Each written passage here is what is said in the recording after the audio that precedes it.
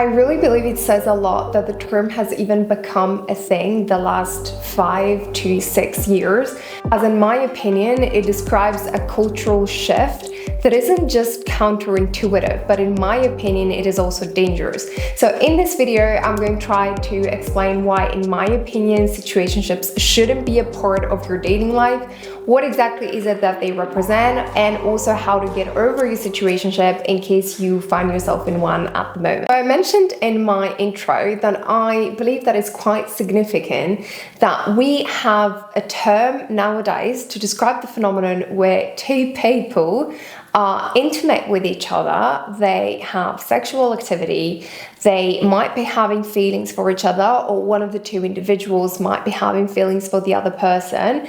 They are doing almost everything a normal couple would be doing, yet they are not together in a relationship and they're not exclusive to each other when it comes to intimacy. The term is often described as something that is more than a friendship but less than a relationship. And good God, bless our hearts, because we are losing our minds. Please note that this video is not in any way judgy, because I was once in a situationship and I didn't even want to admit that this is what I was actually having. So I'm not in any way trying to judge or just come off harsh. But this video is just meant to be more eye-opening and not at all throw-shaming, so let's get right into it. So I'm going to kickstart the whole why I think you should stay away from a situationship conversation by explaining why is it that I said in the beginning that I feel like it is very dangerous that we have a word to describe this phenomenon nowadays. And the reason is that by having a word, we are normalizing it. When you don't have a word for something, when it is hard to describe something, it is very hard to normalize it because people don't even understand it.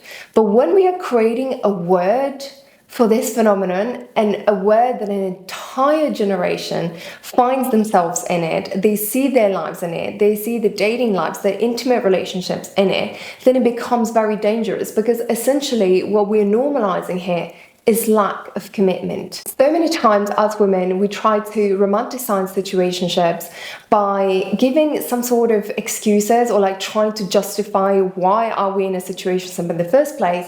And our arguments for the most part sound something like, well, he isn't ready to commit yet, he doesn't know how to do relationships, we are taking it slow, he loves me, but he just doesn't know how to do things, and a whole bunch of other arguments along those lines. So allow me to clarify a few things. The right man is right and ready. And if he isn't ready, then it isn't up to you to make him ready or mature him or convince him that a stable, commitment-based, loving relationship is actually the healthy state of being. If he isn't ready to have a relationship, then that sounds like a him problem, not like a you problem. It only becomes your problem when you decide to entertain people who wouldn't even give you the time of the day. I personally find that women a lot of times romanticize situationships, or they continue to stay in them, entertain them and all that, because they irrationally tend to believe that they will not find better, that they cannot do better than him, that they're asking for too much, that they cannot have it all. Let me repeat it again in case it's not already clear.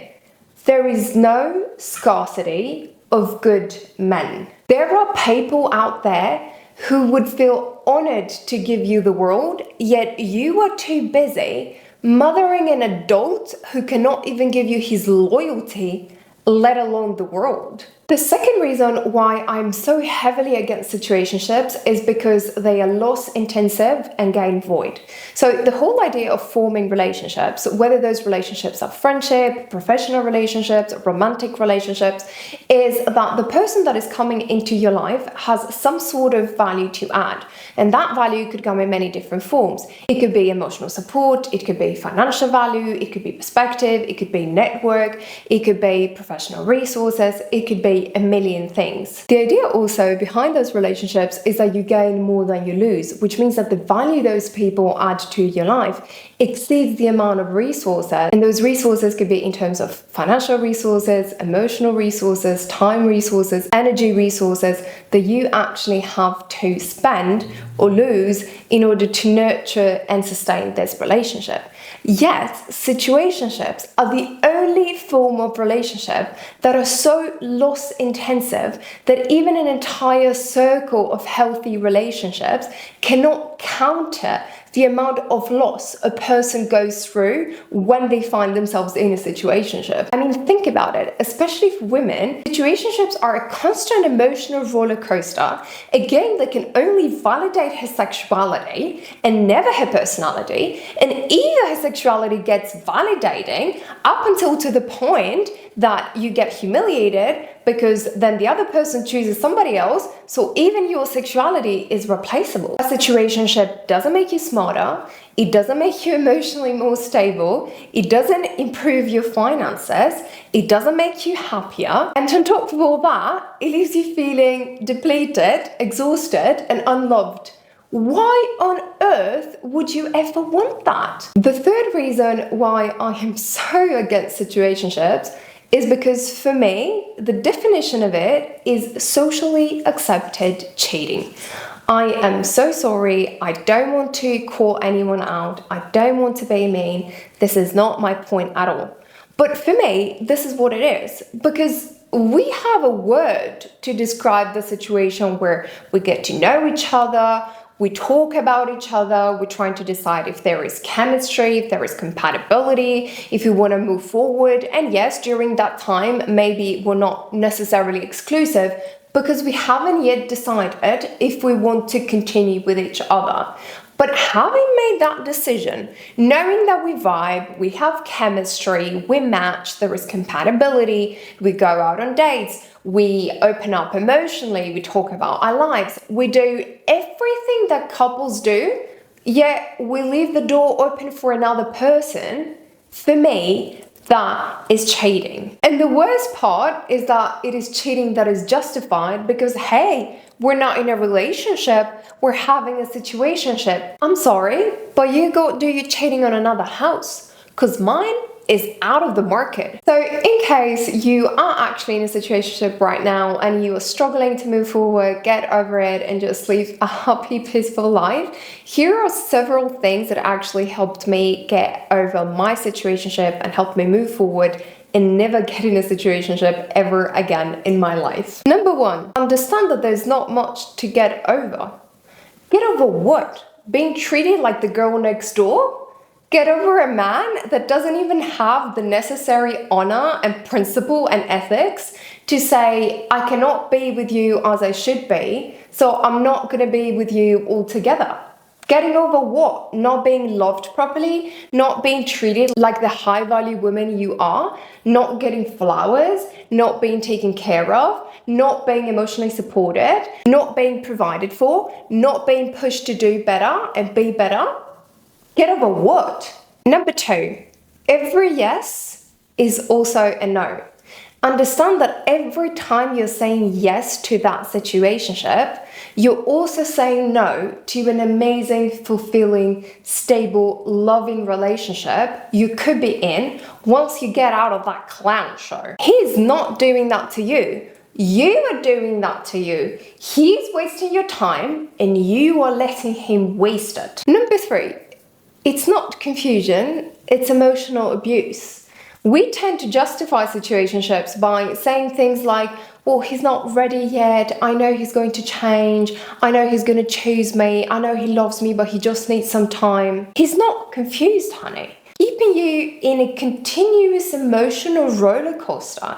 Showing up one day and being the partner of your dreams and everything a man is supposed to be, and then being nowhere to be found the next day and being able to justify that because, hey, we're not in a relationship.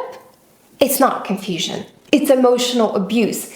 It's a choice. And I can guarantee you that God didn't put you on this earth to go through any of that. Number four, the more you stay, the more you get attached. So many times, us women, we say things like, just a little longer and I'm gonna get fed up. I'm just gonna go through it a little bit longer until I get more mad, I get more angry, and then I'm just gonna walk out of that situation and never go back to it. But this is not the reality. The more you're staying in that situationship, the more you are actually reinforcing it, because essentially you are training yourself to lower your standards. You are training yourself to be satisfied with breadcrumbs. The big ups and the big downs don't get you fed up, they get you addicted. So now, today is the day to force yourself to choose you, to leave the man, not for another man, but for peace. My last one, number 5, is if you were your daughter, what would you say to her? I feel like this question is always the easiest way to know what is it that you're supposed to do and push yourself to do it. If it was your daughter that was in this situationship, what would you tell her to do? What would you want her to do? And if the answer to that question is pack her stuff and go, then you should do that first, because you one day will be your daughter's first example of a woman. And what you might got that situationship wrong, I can guarantee that none of us wants to get motherhood wrong. Thank you so much for watching. I hope you liked this video and I hope it was indeed helpful. And if it was, please don't forget to like and subscribe, as it really helps my channel. You will find on my description box links to my socials, my resources, as well as a link to my book. It's called A High Value Woman, and it's all about womanhood, femininity, leveling up and becoming the best version of yourself. Once again, thank you so much for watching, and I will see you next week.